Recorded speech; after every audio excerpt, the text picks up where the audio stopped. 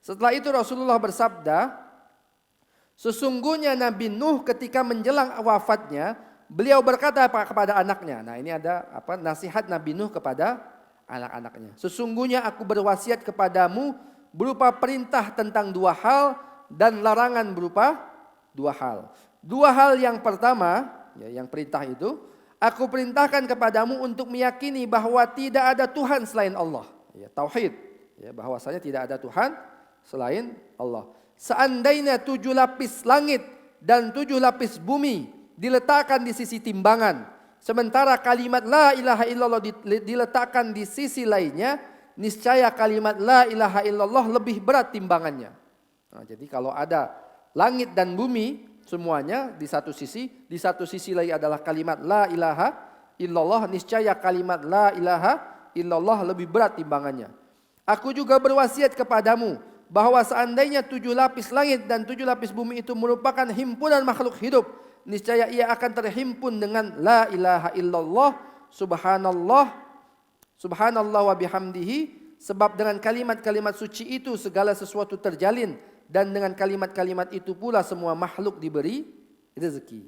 Adapun dua hal berikutnya adalah aku melarangmu dua hal. Jadi yang pertama tadi memerintahkan dua hal, yaitu kata la ilaha illallah. Dan andai kata berkaitan dengan 7 lapis langit dan 7 lapis bumi itu ditimbang, maka kalimat la ilaha illallah lebih besar.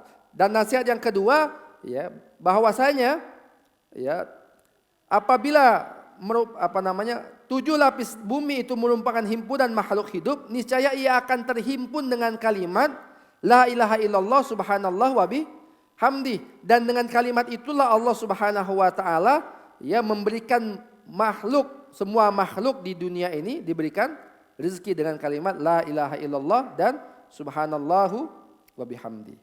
Kemudian aku melarangmu dari dua hal, kemusyrikan, sama, dan kesombongan, kemusyrikan dan kesombongan. Kemudian hadirin jamaah yang dirahmati Allah, kemudian ada yang berkata, seorang sahabat namanya Abdullah ibnu Amru, ya Rasulullah, engkau melarang kami untuk berbuat kemusyrikan. Kami tahu bahwasanya Allah melarang kami kemusyrikan. Tapi apa yang engkau maksud dengan kesombongan? Apakah kalau aku menggunakan pakaian yang bagus, aku juga sombong? Apakah kalau ada sendal yang bagus aku pakai, aku juga sombong?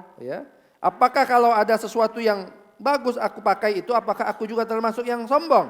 Kemudian Rasulullah SAW mengatakan tidak. Tidak, bukan itu maksudnya. Wahai Rasulullah, lalu apa yang dimaksud dengan kesombongan itu? Rasulullah SAW menjawab, menentang kebenaran dan merendahkan orang lain. Jadi yang dimaksud dengan kesombongan itu menentang kebenaran.